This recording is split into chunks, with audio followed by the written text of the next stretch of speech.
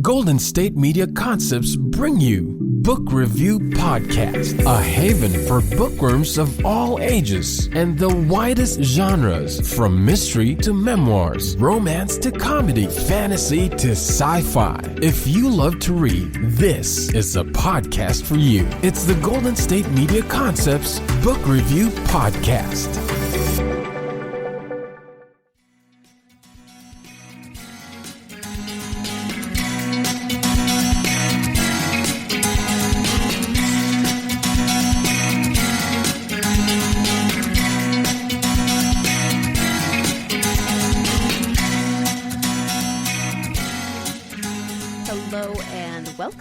GSMC Book Review Podcast, brought to you, as always, by the GSMC Podcast Network. I am your host, Sarah, and if you joined me for the last episode and you made it all the way to the end, then you know that I am talking with Ken Dortzbach today about his new novel, Finding Hemingway. It's his debut novel, actually. Not the first novel that he's written, as it turns out, and he'll talk about that more in the interview.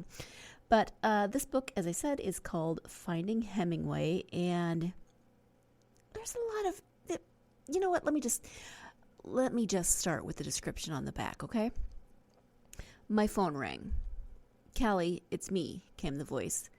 A voice I'd heard somewhere before, like on an old-fashioned newsreel. "Who is this? Do I know you?" "The sun also rises in Spain," he continued. "I'm waiting for you. You must find me." My stomach lurched. "Hemingway? Mr. Ernest Hemingway?" I asked cautiously. "Yes, that's correct." "The Pulitzer Prize winner? The Nobel Prize author?" "Correct again. Well done," he said. "The deceased Ernest Hemingway?" "Death is but a small detail, Callie. Pay it no mind." So began the journey of Callie McCraw, a hyper-focused, overachieving New York City lawyer with an ongoing passion for The Sun Also Rises. Being in between jobs, she began packing her bags for Spain's sun-kissed streets that same night. Starting in Barcelona, Callie embarks on a 6-month escapade of a lifetime, a whirlwind of Spanish food, wine, art, and dancing, with a revolving cast of new friends and lovers keeping her company in each new locale. Callie's next cocktail is never far away, but Hemingway knows her secrets, the demons that plague her deep down. With each mysterious call and each enigmatic clue, Hemingway challenges her to open herself to laughter, passion, and love. Ultimately, he defies Callie to face her nightmares and embrace life on her own terms. Okay, now if that doesn't intrigue you, I don't know what will. A lot happens in the very first little bit of this book. I mean, it just jumps right in there. First of all, we meet Callie, who has just lost her job. Callie then is, she's kind of doing the whole, "I just lost my job, what am I going to do?" wallowing thing. Totally understandable. Gets a call from a friend from law school who invites her to lunch. They have lunch, and he offers her a job, which she accepts, but it doesn't start for 6 months. Okay, so now she's got a job, but it doesn't start for 6 months. She's walking home from lunch, or she's headed home from lunch, and her phone rings. And then we get that conversation, and it's deceased Ernest Hemingway calling her from Spain, presumably, or the afterlife. Not really sure. And so there's a little bit of magical realism, as you can see from the phone call. But even before we get to the magical realism, I am impressed with Callie because she is kind of figuring things out at the beginning. What is she going to do? She just lost her job. I would have been probably in a puddle of ice cream on the floor, just crying after losing my job so abruptly like she does. But then she has lunch with this friend and just jumps into this new job opportunity, even though it doesn't start for 6 months. Okay, she's probably braver than I am. But then, okay, regardless of whether or not dead Ernest Hemingway calls her, she decides to just pack her bags.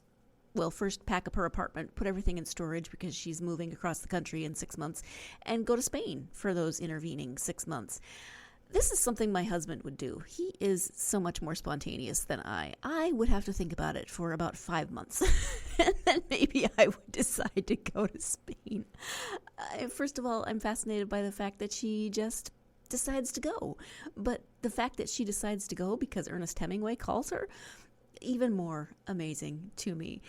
And the fact that she has this relationship with The Sun Also Rises, which is why Hemingway has this ability to contact her from beyond and tell her to come to Spain, is interesting to me because I'm not a huge Hemingway fan. And I should maybe clarify that by saying I really didn't like Hemingway in high school. That was some of the books that we had to read in high school. We did not have to read The Sun Also Rises, so I have not read that book. I hated The Old Man and the Sea. But to be fair, I have not tried Hemingway as an adult because I did hate Hemingway as a high schooler. Okay, I'm going to put it on my TBR list to retry some of Hemingway. Actually, besides The Sun Also Rises, what's your favorite Hemingway book? I would love to hear from you about your favorite Hemingway book. Let me know.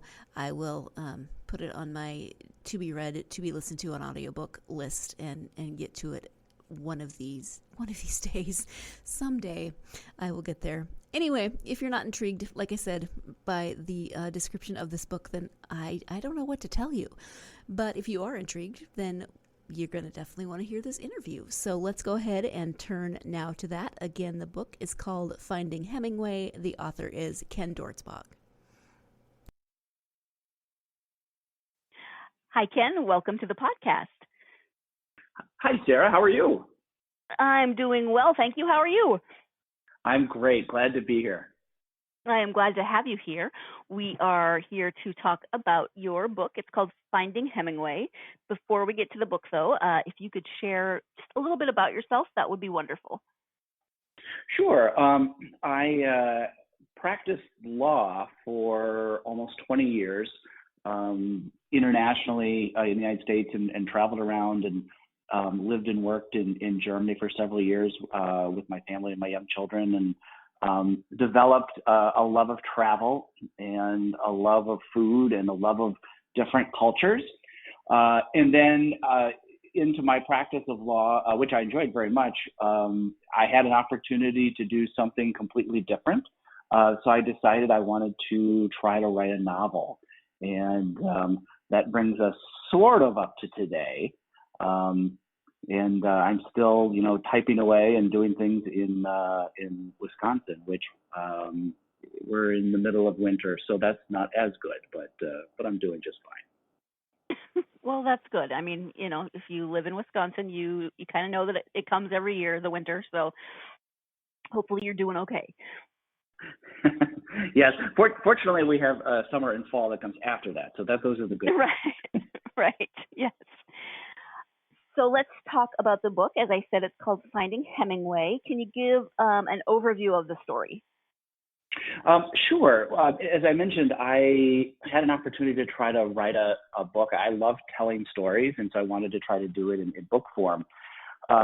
So I wrote a book, my first novel, and I have to tell you, Sarah, the novel was terrible. It was a thriller. It wasn't this book. It was a thriller, and I refer to it as the thriller that wasn't thrilling. And I'm still apologizing to my friends who I made read it, but I didn't publish it. But I learned a lot from the experience, and I decided after doing the thriller that wasn't thrilling, I wanted to do something that was 180 degrees different. So I ended up writing a quirky, romantic comedy that's centered around female empowerment, and that is Finding Hemingway. And the book itself is really built around a single question. For people listening here, they can ask themselves this question. Imagine you have 6 months between jobs, and you have plenty of money. You're not rich, but you've got enough money to pay for the next 6 months. And hypothetically, let's just say you don't have any family limitations. What would you do? What would you do? Now, people listening to the podcast, don't just call out. It's a podcast. We can't hear you. But think about the answer to yourself. And then that leads us into Finding Hemingway, which is a book that has some magical realism in it. Magical realism being sort of, what 99% of the story is real and it's like 1% fairy tale. And in this, the part of the unrealistic or fairy tale part is that Ernest Hemingway is a character in the book. So in my book, deceased Pulitzer Prize winning, I put deceased in quotation marks, deceased Pulitzer Prize winning Nobel laureate Ernest Hemingway calls Callie McGraw on her cell phone in the middle of Manhattan, convinces her to move to Spain, and becomes her life coach for 6 months. That's the basic plot of the book. Becomes her life coach. Sorry, I hadn't thought about it in quite those terms. Yeah, it's interesting because the book just kind of jumps right in. We find out that Callie is currently unemployed, and a friend from law school calls her, and she takes this job that's a huge shift for her. She just kind of jumps into that, and then maybe an hour, maybe a couple of hours later, she's on the phone with Ernest Hemingway going, yeah, I can move to Spain. I mean, so like she definitely is open to possibility. Well, she has this window in her life, and part of it that you learn is the most special book in her life. I think a lot of us who love reading, we have special books in our lives. Hers is The Sun Also Rises by Ernest Hemingway, and you come to find that this book played a special role in her life because it kind of helped get her through some difficult times. She's the child of a difficult divorce.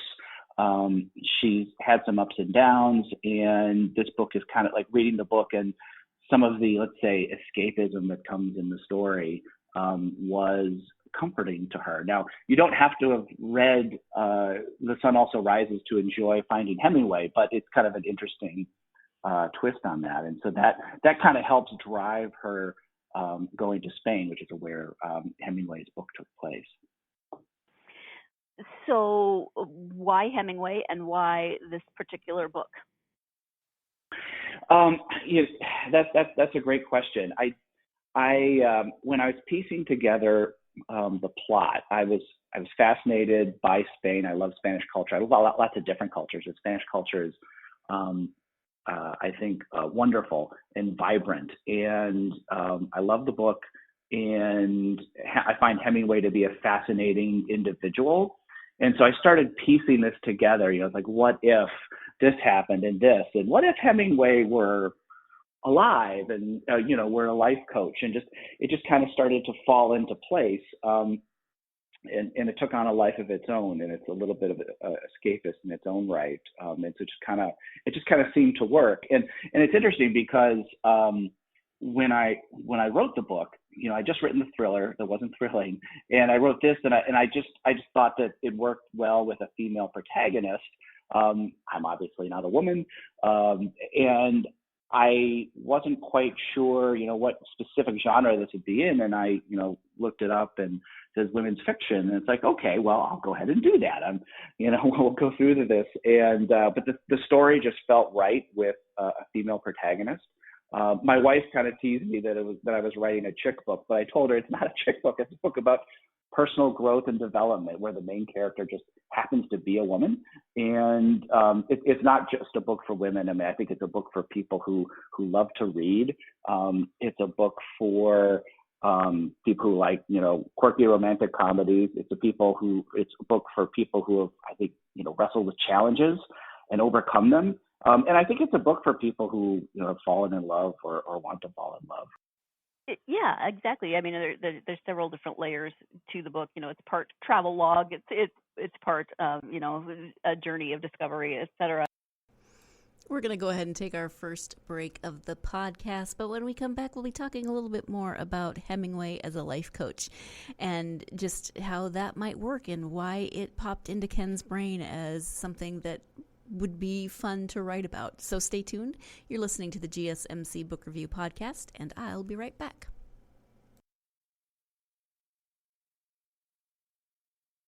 Do you want to be healthier, yet you just don't know what to do? All these shows telling you this and that, but nothing seems to work. Well, listen close. Golden State Media Concepts has got something great for you. The Health and Wellness Podcast dedicated to workout trends, healthy eating habits, diet, and everything about healthy living. Join us in our banters as we help you not just live life to the fullest, but live it to the healthiest.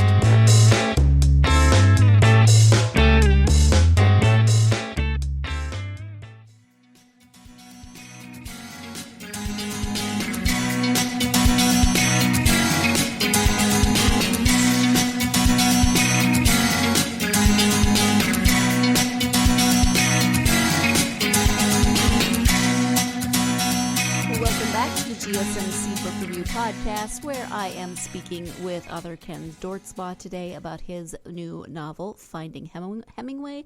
Let's go ahead and turn back to that interview. Now, well, I can imagine that some of my listeners, when they hear Hemingway as a life coach, are thinking, yeah, okay, Hemingway, good, and others are thinking, what? No, Hemingway is a life coach. You know, the man drank like a fish. He was always the most upstanding of people from what you hear.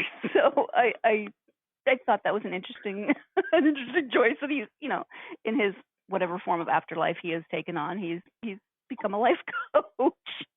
Well, you find yourself scratching your head, and you know, I mean, there are two types of readers. Some people like, you know, everything in the plot spelled out for them perfectly, so it's all understandable. And some people are quite comfortable with a little bit of ambiguity, and sometimes makes the story more fun. So as Callie develops and grows on her journey, and she, you know, meets a cast of friends and travels around and has things happen, you learn a little bit more about Hemingway, and that progresses as well. So it's fun on a number of different levels, I think. Yeah, exactly. So let's talk a little bit more about Callie. What about her do you think will resonate with readers? Well, I think she's definitely an interesting character. She has flaws. In any story, it's kind of funny. One of the biggest points of feedback that I get from readers is like, sometimes they say, well, you know, sometimes she makes mistakes, and she's, you know, doing some things that aren't a good idea. And I counter, well, you know, in a story of personal growth and development, that's kind of how it works. I mean, you're gonna make some missteps, you're gonna have some flaws. But Callie is definitely a character who leans in. She's a strong character. You know, in some books you have characters where things happen to them and they endure things. But I think Callie is the type of character who makes choices, and she makes her own choices. And part of the funny thing is sometimes she makes bad choices. And I've had readers come and tell me, it's like, I'm yelling at the book. No, Callie, don't do that. That's a terrible idea. But, you know, she makes some bad choices, but she makes some good choices as well. And you see that progress, and it makes for, I think, an entertaining main character. But you also, the other characters, you get to know them as well. Some of her travel companions, because basically she's traveling around Spain, and you start to see that, you know, other people have flaws and weaknesses, and they sort of develop themselves as well. So I think people find most of the characters to be rewarding. I often wonder about people who find it upsetting when their main characters make poor choices, because I don't know that it would be that interesting of a book to read someone who's perfect and who never makes a wrong decision. You know, I'd be like, okay, I'm a little bit bored with you now. Right. Well, I think part of it, I mean, hopefully the readers find her to be, you know, believable and realistic. I mean, if you're watching or reading something about a superhero and they make a mistake, you kind of take that as with a grain of salt. But I think with a character that hopefully you find realistic, like Callie, you identify with her on different levels, and then that's why sometimes you might find it frustrating, because you want things to go well for her, and you start to learn more about her background and who she is and why she is the way she is and what she's really searching for, which makes her, you know, more human and more vulnerable. at the same time that she's still, trying to be proactive and make decisions that she thinks are the right decisions. And, we all try to make decisions that we think are the right decisions, and sometimes they're not always that way. But I do think that Callie's the type of character you find yourself rooting for, which is fun. Yeah, and of course her choices and her decisions lead her, like they do all of us, lead her down a certain path. And of course, I'm not going to give away the ending of the book, but then everything kind of works out the way it does and culminates in that ending. So it's like life. Choices influence where our lives go. Absolutely, and some of it is luck and some of it isn't. But along the way, she experiences a lot of really fun things in Spain. I mean, it's kind of a celebration of Spanish culture. For example, she and her friends, they go to micro theater, which for people who don't know, micro theater is something that started in Madrid and is spread across Latin America, where it's basically 15-minute plays for 15 audience members at a time in a theater that's like 15 square meters. So it's a small theater. And then you can go to this larger building and see maybe 3, 4, 5 of these in a night, and they cost like a couple dollars or euros or whatever. So that's something fun. You get to see Pablo Picasso's famous Guernica painting. They go to the museum where that is, and you get to, when I say see, it's a book obviously, but she sees the hidden images that Pablo Picasso hid in the painting, and so you get to experience that. And plus, I mentioned before, I love food. I love Spanish food. I love all kinds of food, and so there are a lot of scenes in restaurants and bars. And so I know when I was writing the book, my mouth is watering. So you get to experience some of those dishes, and that's kind of fun too. So you get to see things. You get to, and I should mention, and this doesn't give the plot away per se, because it's pretty clear, but one of the things she does, in addition to going to Madrid and Barcelona, is she goes to Pamplona and runs with the bulls, which is something I actually had a chance to do some years ago. Wild experience, great fun. And so the readers, you'll get to experience that in that particular chapter as well, which is, like I said, that's good fun. And for myself, actually, when I read a book that involves, let's say, art, you mentioned Callie is an art lover, and in New York, she likes to go to a lot of museums, and then, so when I'm reading a book and there's a piece of art that someone is exploring, like Callie is, I always like to look it up so that I can see the picture and kind of and experience it that way. So I find things like that really fascinating, because then I get to see it through, well, I guess essentially your eyes, but through Callie's eyes. Yes, I mean, her first love in college was art, and she wanted to get into the art world, and was not successful with that. So she decided to practice law, and she loves practicing law. She loves being an attorney.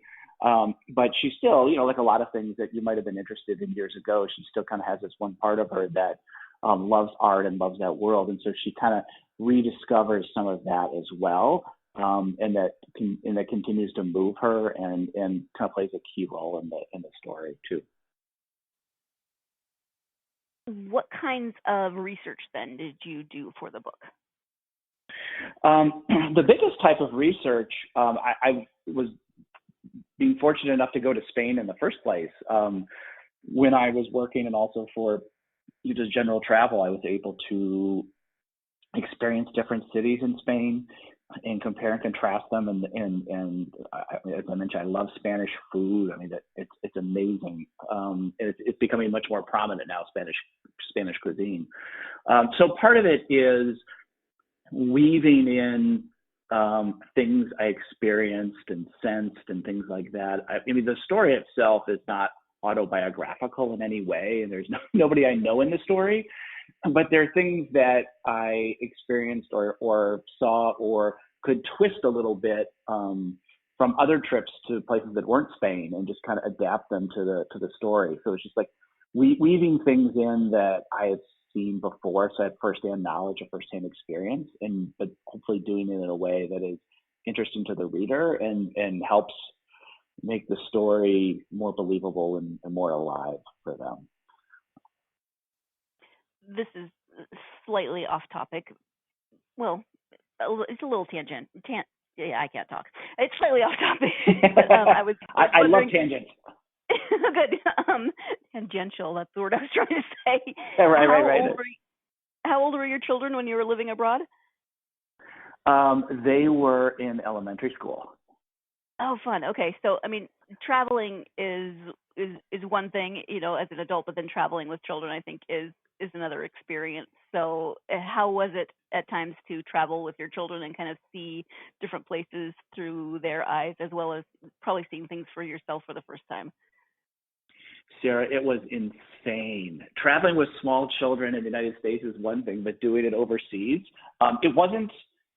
it was a wonderful experience, and it actually was not all that big a deal. And even living overseas as an expatriate, like Callie does for 6 months in Finding Hemingway, it's a wonderful experience. And one thing I would say to people, there are a lot of things that seem complicated, like moving overseas for a while. But if you ever have a chance to do it, don't think about it. Just do it. If you think too much, you might not go. But we picked up with small children, which seemed crazy at the time. But then you settle in, and you find your way. And it actually was kind of neat. They have playgrounds in Europe, obviously, and all kinds of things like that. And so you do get to, as you said, see it through their eyes a little bit. They young kids sort of appreciate that it's something different, but not fully.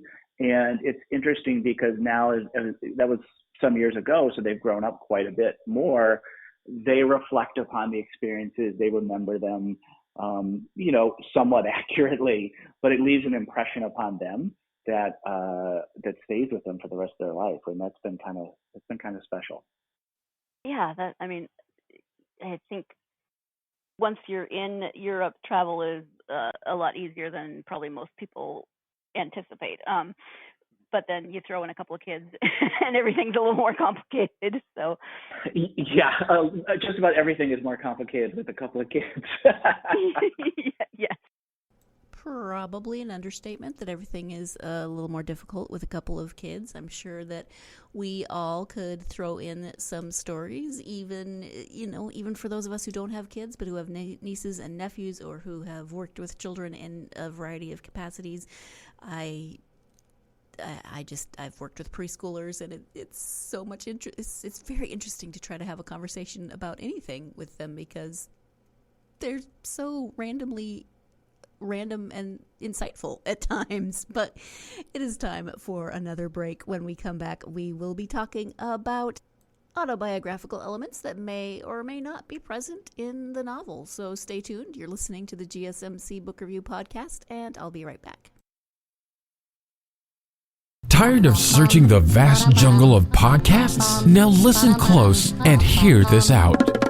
There's a podcast network that covers just about everything that you've been searching. Hey! The Golden State Media Concepts Podcast Network is here.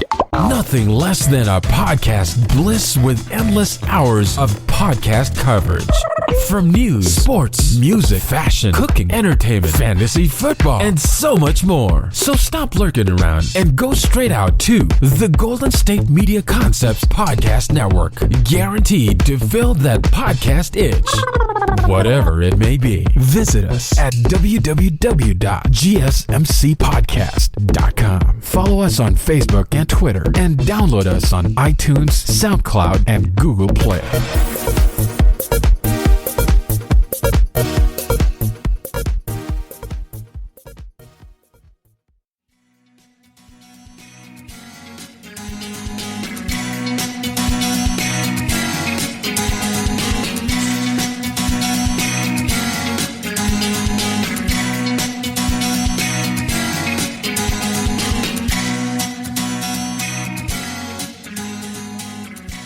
Welcome back to the GSMC Book Review Podcast. Over the break, I was trying to come up with ideas of things that would be simpler with a couple of kids thrown in, and I know that there are lots of possibilities, but I would love to hear your answer to that question.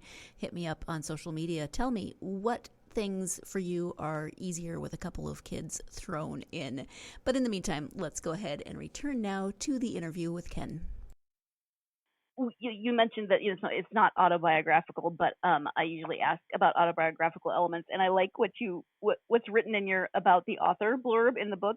It's that Ken likes to pretend he can cook like Claudio and is keenly aware he dances like Trevor. Leftovers in his fridge are nothing like Jean-Francois's, although he did run with the bulls in Pamplona like Callie. He does not bake fresh bread, but he does have 2 kittens along with 2 grown children. I liked how you sort of incorporated the book into or whoever wrote it, incorporated the book into your author bio. Yes, well, that is all me, and in fact, I'm sitting here, and one of the kittens is sleeping about 2 feet away from me right now. So I do have 2 black kittens. And for people who follow me on Instagram or Twitter or Facebook, I post a lot of pictures of my cats, like people who have cats. And so that's good fun. We actually, we talk about taking kids overseas. We actually took our first cat overseas too, which is that's also an unusual experience. But anyway, it was fun in trying to write this book and relate things that I enjoyed or experienced and making, and hopefully it's fun for other people to experience in this way too. I mean, it was fun writing the book, and hopefully people have as much fun reading the book as I did writing it.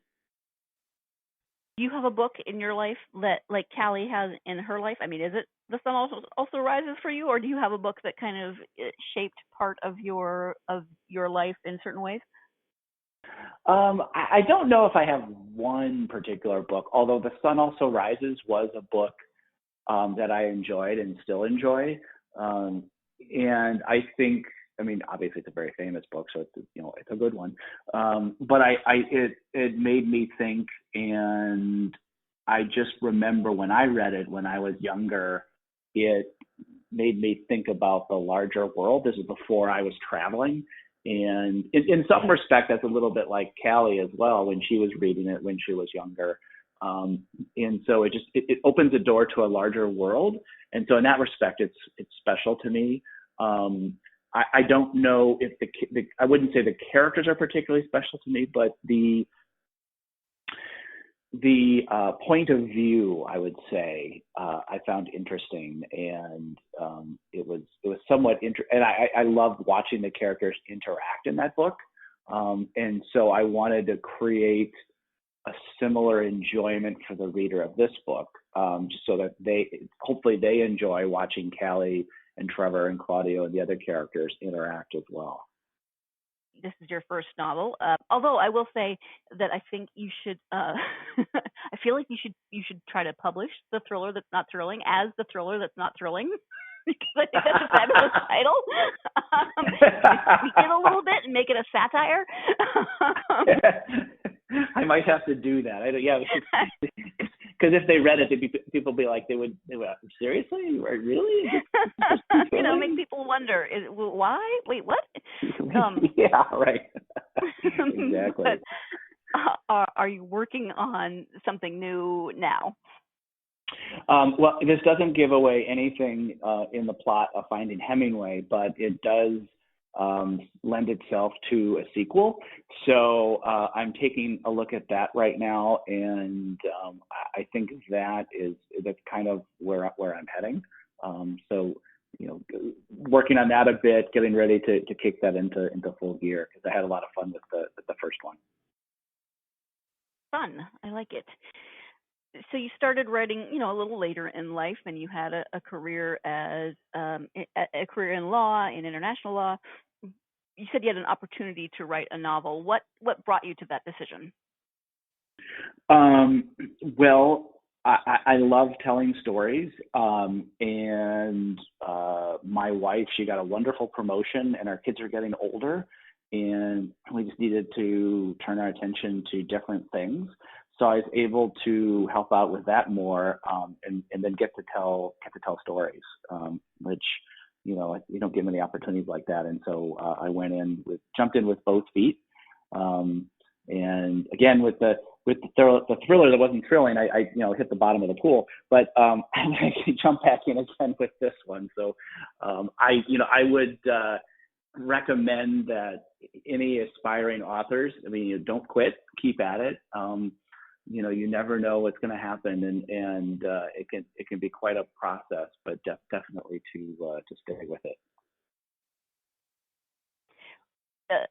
You mentioned your wife, and it reminded me of a question that I also wanted to ask.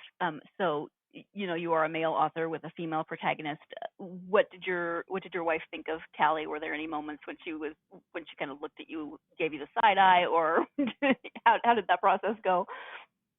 Well, she did laugh, because the first time I told her about it, what the plot was, she's like, "Really? This is the story you're telling? You just wrote this, this really gritty thriller before, and this is the direction you're going in?" I'm like, "Yeah, I think this is really going to work. I think it's going to be really good." So she didn't really necessarily, I think, see it in me right off the bat, but she came around, because I think she really liked it. So.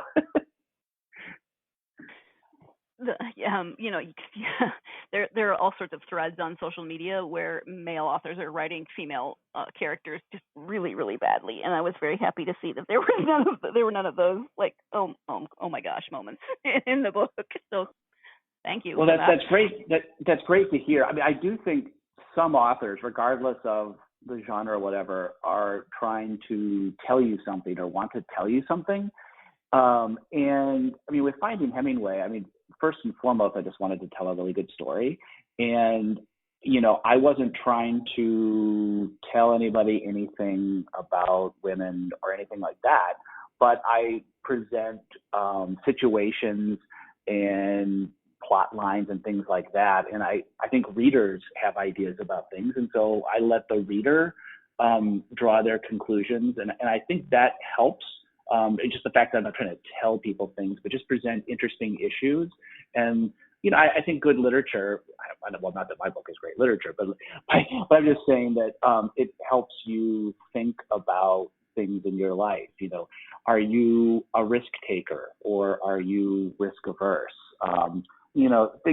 Things like that you might not normally think about. And hopefully it provides a little bit of reflection.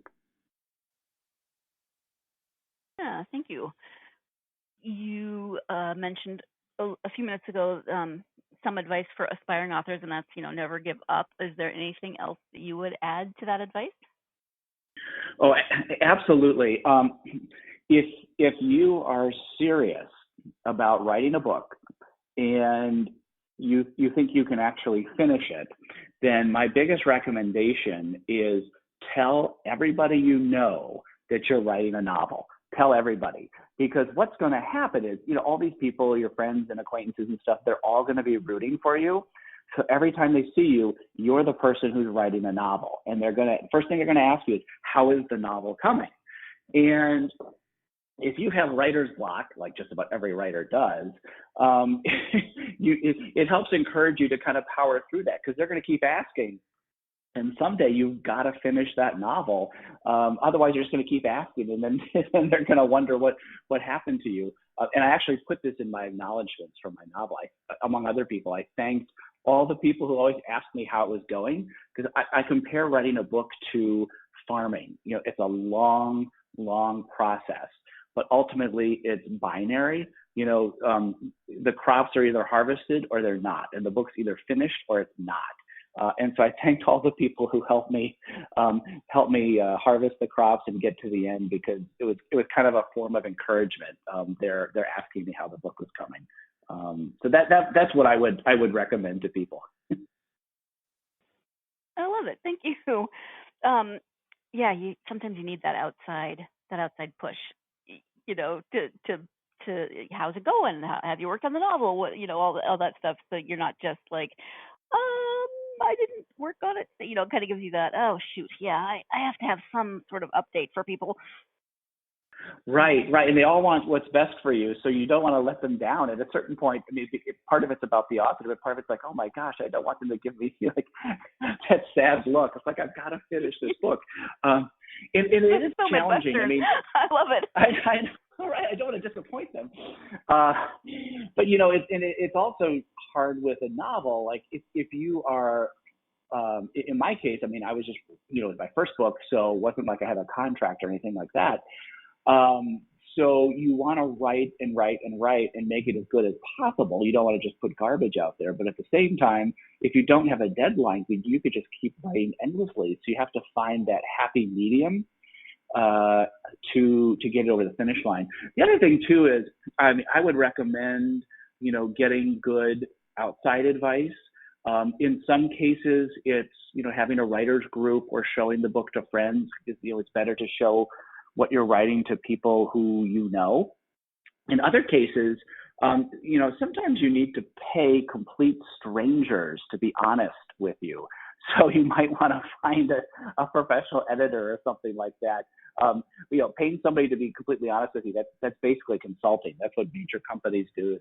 Anyone who's a consultant, this. And so you kind of have to find out what's best for you. Is it better for people who are in your circle of friends, or is it better to get a complete outsider? And I wrote the book. I took it as far as I could, and then I got some help from a wonderful editor, Erica DeSimone out in Brooklyn, New York, and she challenged me to take the story farther and stretch some things, and gave me great commentary, which really helped take the book to the next level. So I would recommend getting outside opinions too. That's really helpful. A lot of people think they can just edit their own books, but that's really what we call a second draft. And to get, good editors are amazing. It's like they work this voodoo magic on your story and just get you. They pull you and push you in ways that get you outside your comfort zone, but it makes the end product so much better. Yeah, and I would say, from a reader's standpoint, please do get an editor, not just from the story's standpoint, although continuity and those sorts of things are really important, but also find someone who is better at grammar than you are, because it can be really frustrating to read a book that the tense shifts all the time. There's just huge grammatical errors that can be frustrating for people who are just trying to read and get to your story, but keep getting tripped up on those little things. One of my mottos, whether I was practicing law or writing the book, is there's always a typo, you just haven't found it yet. Yeah, I would agree. And I'm not saying that I find everything, but when I find a ton on each page, I'm like, oh, get an editor, please. It just kills you. I know. Oh my gosh. I'm judgy. I apologize. But I grew up in a family where I grew up in a family where nobody would tell you how to spell a word. You had to look it up in the dictionary. But then you learn how to do spell that. A word. Exactly. Right. Jeez, Meckler, Judgy Judgerton much? I mean, what, did I not have my coffee that morning or something? Anyway, that was kind of a bit of an editing rant on my part. My apologies. Let's go ahead and take a break, and we'll all clear our heads from that little incident.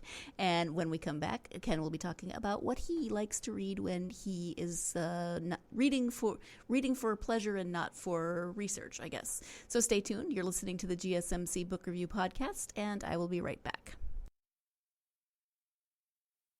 Golden State Media Concepts social media podcast. Time to hashtag everything. We talk about all the fun, crazy stories on social media. From Instagram to Facebook, Twitter to Tumblr, or probably even Friendster. Join us each week as we explore the quirky side of social media. It's the Golden State Media Concepts social media podcast. It's simple, such a sad song.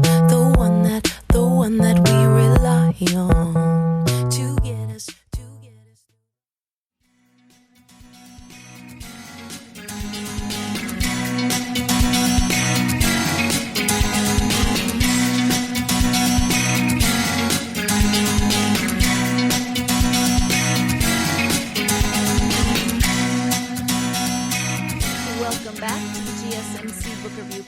podcast and the conclusion of my interview with author Ken Dortzbach. Anyway, when you take the time to read for yourself, who are your favorite authors and genres? I read all kinds of things, and that's one of the recommendations I think people give to aspiring authors is read all kinds of things, different things, even things you think you might not be as interested in. But there are a couple books that I really like in particular. I talk about magical realism, and one author who I think does a great job with that, where just it's that 1% fairy tale, is Rebecca Searle.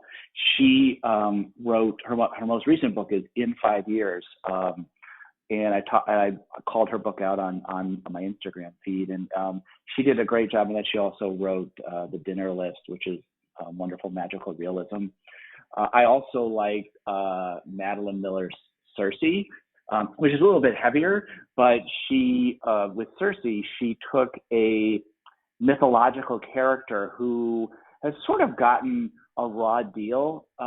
Miller says, I attended a virtual luncheon that she did, and she said she felt like Circe got a raw deal through history, and that she actually was a really compelling character, and so she took it and turned things upside down a little bit and made her a little bit more of a heroine than a villainess. And so I thought that was interesting as well. But those are just a few things. But I would recommend reading all kinds of different genres to get different insights. I think it's worth it. Yeah, I agree. Thank you for that. In terms of your presence out there in the world, you mentioned Facebook, Twitter, Instagram. So if you have a website, please tell people what the website is and then also where they can find you on social media. Yes. Well, the website is kendortzbach.com. And so I've got all kinds of interesting things on that. I've got first of all, we did a 45-second video trailer for the book, which was really fun to make. So you can either go to the website, kendortzbach.com, and click through and see it there, or you can just go to YouTube and type in Finding Hemingway. But that's kind of fun, and it kind of sets the scene for the book. Also there on my website, I have book club materials, issues to think about, things to provoke discussion, that type of thing. And then on social media, on Instagram, it's Ken Dortzbach Author. On Facebook, Ken Dortzbach Author. On Twitter, it's Ken Dortzbach. So I post things. I've been, in addition to talking about the book, which I do from time to time, I also like to post recipes and things like that. For a while, I was cooking my way through the book a little bit, kind of like the movie Julie and Julia, which I loved. And so I posted a few recipes from the book, like I think I did, what was it, chorizo with herbs, and I put up another recipe, black olive and rosemary crumble, which is like breadcrumbs, which you can put on all kinds of things and stuff like that. And so these are things that the characters ate in the book, and so that was fun. In addition to posting about other books that I think are interesting, other things that I think are interesting, cocktails, stuff like that. So I just try to have as much fun, as possible on the social media end. Yeah, and your cats, don't forget your cats. Oh yeah, oh my gosh, yeah, I post the cats. Yeah, one got in the Christmas tree. They're always kind of doing something. Yeah. What was your cat doing in the garbage can is my next question. Yes, yeah, there was one where, the decluttering of your life, and you're supposed to ask your question, does this bring me joy or does it not bring me joy? I had an empty trash can, so I have a brother and a sister cat, a boy and a girl, and he's just looking up at me, and it's like, yeah, does this bring me joy? Yes, I will keep it. Yes, well, it's a very sweet little face in your garbage can. They are, they're very sweet cats, and he's actually almost like a puppy, so it's very, very sweet. Well, Ken, we have talked about a variety of things today, but is there anything in terms of the book Finding Hemingway or writing in general that we haven't covered that you would like to mention at this point? The one thing was, and this goes back to writing a book and putting out a book. you put all this time and energy into creating something like this. And I would say about 2/3 of the time you think this is the most awesome book ever written. And 1/3 of the time you think, oh my God, this book is absolutely horrible. And it's kind of stressful. And I always think back to, for those of your listeners who watch Sex and the City, I always recall the last scene where Carrie Bradshaw was dating Mikhail Baryshnikov's character, that artist Alexander Petrovsky, and he's so nervous because he's gonna open this art exhibit, and nobody knows what's going to be in it. He's like, oh my God, I don't know if people are going to love it or hate it. And I just remembered that scene vividly when I put my book out, because it's like, I don't know, maybe, like all these people that I know, they're going to read it and maybe they think it's terrible. But I just encourage people to go forward. And I've been really, really happy with the feedback. I got good reviews from Reader's Favorite and Kirkus and Feathered Quill and Forward Clarion. And I even got, I was even a finalist in the women's fiction category for the 2020 American Book Fest national competition. I was a finalist, just to be clear, means almost the winner. I wasn't quite the winner, but I was a finalist in the women's fiction category, which is a big category. So I'm excited that people responded and positively. And when you get those positive responses, it's just like the best feeling in the world. So I would encourage any aspiring authors to go forward and do it. It's a great time to put books out there. Wonderful. Thank you. Thank you so much also for taking the time to speak with me on this snowy day for you. I really, really appreciate it. Thank you, Sarah. This is so much fun. Thank you again to Ken for talking to me about Finding Hemingway, for listening to my random stories, for putting up with my grammar rant. That was weird.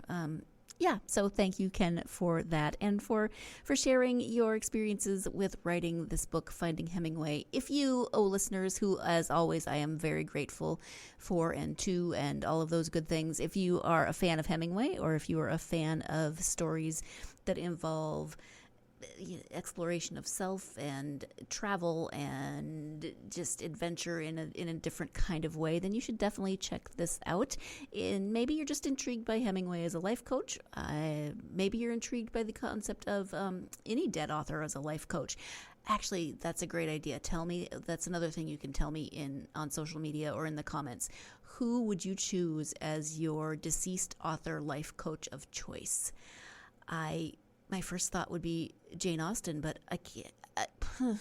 She'd give me a lot of advice on marriage and things like that. And social etiquette, though. I could probably use some social etiquette rules. Anyway, hit me up with who your favorite deceased author life coach choice would be. I would love to hear those answers.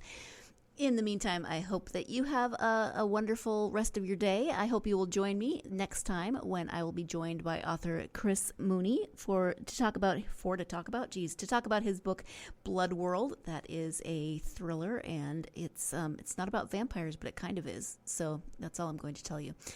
No, it's not about vampires, but it kind of is. So join me for that. That's author Chris Mooney and his new novel, Blood World. In the meantime, have yourself a great rest of your day, and I hope that you find plenty of time between now and the next episode to get yourself lost in a good book. Thanks.